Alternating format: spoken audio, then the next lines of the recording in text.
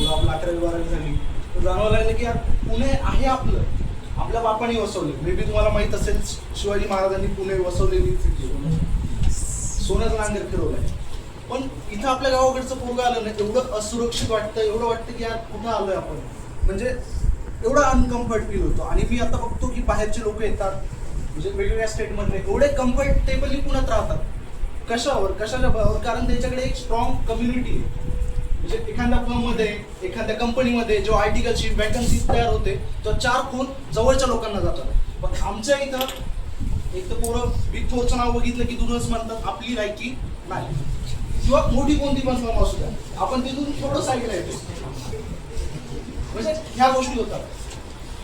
आपल्याकडे पोटेन्शियल आहे पण या गोष्टीची जाणीव आपल्याला नसते.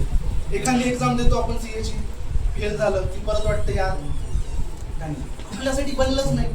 आजूबाजूचे 4 लोक म्हणतात नाही अरे ते मारवाडी गुजरातींचा कोर्स तू कशाला करायला लागला, तू काहीतरी आपलंच काय. अशा गोष्टी होतात आणि गायडन्स नसतं. छोट्या छोट्या गोष्टी येतात. आता जसं ओंकारने सांगितलं की एक फॉर्म असेल, एक रेफरन्स, एखाद्या मुलाची जर आर्टिकलची एखाद्या चांगल्या फॉर्ममध्ये जर झाली तसं आयुष्य बदलू शकतं. एखाद्या मुलाला चांगली इंडस्ट्रियल ट्रेनिंग भेटली तसं आयुष्य चेंज होऊ शकतं.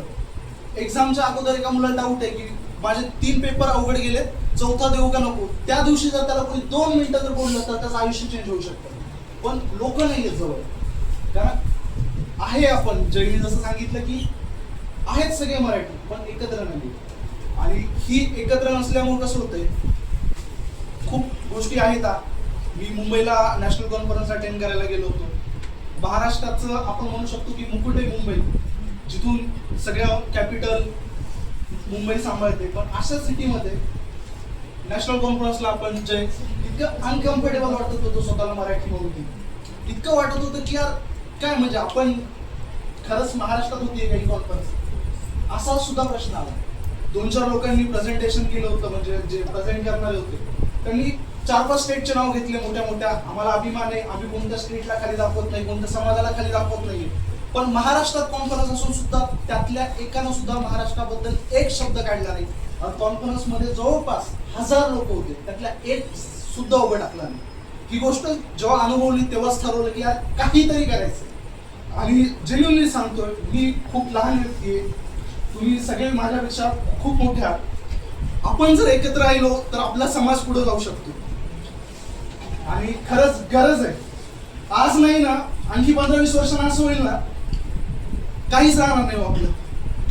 म्हणून तुमच्या सगळ्यांना रिक्वेस्ट करतो मी, आज तुम्ही आलात म्हणजे शिवाजी महाराजांची जयंती निमित्त आहे आपलं एकत्र येण्याचं. आपल्या मुलाला एवढा कम्फर्ट वाटला पाहिजे की यार आहे आपलं पुण्यात कोणीतरी. आज नाही आहेत आपले हॉस्टेल, पण 15-20 वर्षांनी आहे ना, पुण्यात नाही, मुंबई नाही, महाराष्ट्रात नाही, देशात कुठं जरी गेलं तर मराठी म्हणून कोणाला लाज वाटू नये, एवढं आपल्याला करायचं.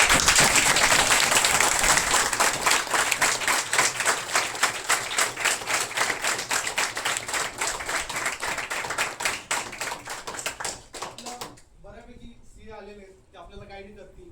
बऱ्यापैकी मुलं इंडस्ट्रियल ट्रेनिंगला आहेत, ते आपल्याला गाईड करतील. आणि प्लीज ट्राय करा. तुम्ही कोणाला मदत करत असाल तर, समोरचा जर मराठी म्हणून तुम्हाला मदत मागत असेल ना, भले त्यांचे तुमचे संबंध चांगले असो वाईट असो, समोरच्याला मराठी म्हणून मदत करायला कधीच मागे पुढे बघू नका. आणि ग्रुप जस्ट स्टार्ट करणं हे एकट्याने नाही, खूप लोक आहेत त्या ग्रुपच्या मागे. फक्त जस्ट मी ॲडमिन आहे, बाकी काही नाही. जय, ओंकार आहे, श्रेयस आहे, मोहम्मद दादा आहेत, पंकज दादा आहेत, म्हणजे नाव घ्यायला कमी पडतील एवढे लोक आहेत. हे सगळे आपल्याला हेल्प करत राहतील. आज तुम्ही या कार्यक्रमाला आला, खूप चांगलं वाटलं. तुमच्या सगळ्यांना शिवजयंतीच्या हार्दिक शुभेच्छा. आपण असेच एकत्र राहा, एकत्र येत राहा. आणि तुमच्या ओळखीचे ॲटलिस्ट तुम्ही इथं आलात, पुढच्या कार्यक्रमाला 2 लोक घेऊन या. असं तर आपलं आर्टिकलशिप, जॉब, सगळ्या गोष्टी चालूच आहेत आयुष्यात, सगळ्या गोष्टी चालू आहेत. पण at the end of the day आपण लोकांसाठी काय करतो, आपल्या लोकांसाठी काय करतो. बाकीचे आहेत ना, छोटे राज्यातून छोटे लोक एकत्र आले आणि आज एकदम सेफली त्यांनी त्यांच्या गोष्टी बसता महाराष्ट्रात बसवल्या. तुम्ही महाराष्ट्रात येते, मोस्ट वेलकम. माझा कोणाला विरोध नाहीये किंवा विरोध असण्याचं कारणच नाहीये. महाराष्ट्र ओपन आहे सगळ्यांसाठी. पण आपले लोक आहे ना नाही आहेत एकत्र, त्याच्यामुळे खूप प्रॉब्लेम जात आहेत. सो ते आपण सॉल्व्ह करायचं कम्युनिटी म्हणून ट्राय करूया. आणि तुमच्यापर्यंत जर एखादा मेसेज आला, तुम्ही जर हेल्प करण्याच्या ह्याच्यात असाल तर प्लीज ट्राय करा एकमेकाला मदत करायची. कारण जर आज आपण एकमेकाला हात दिला नाही तर आयुष्य पुढं भविष्यात तुम्हाला कोणाचे पाय धरावे लागतील. सो आताच वेळ आहे, एकमेकाचे हात धरा आणि कम्युनिटी म्हणून आपण पुढे जा. आणि लास्टला एवढंच सांगेल की आमचे जे थॉट आहेत, समजा की आर्टिकलशिप, इंडस्ट्रियल ट्रेनिंग, बाकी गोष्टींसाठी लोकांना हेल्प करता येईल, पण त्याचसोबत तुमचे काय आहेत, तुम्हाला काय अपेक्षा आहेत आमच्याकडून, आपल्याकडून सॉरी आमच्याकडून काही नाहीये. ग्रुप सगळ्यांसाठी ओपन आहे. तुम्ही सगळे ग्रुपचे ओनरच आहात आणि ग्रुप आपल्यासाठी, आपला ग्रुप आहे. नुसता व्हॉट्सअपचा ग्रुप म्हणून हा बनवलाच नाहीये. आणि हा उद्देश नाहीये की 4 लोकांना ऍड करायचं, मध्येच कोणीतरी एखाद्या ग्रुपची लिंक पाठवा, मध्येच काहीतरी चॅटिंग करा, असा या ग्रुपचा उद्देश नाहीये.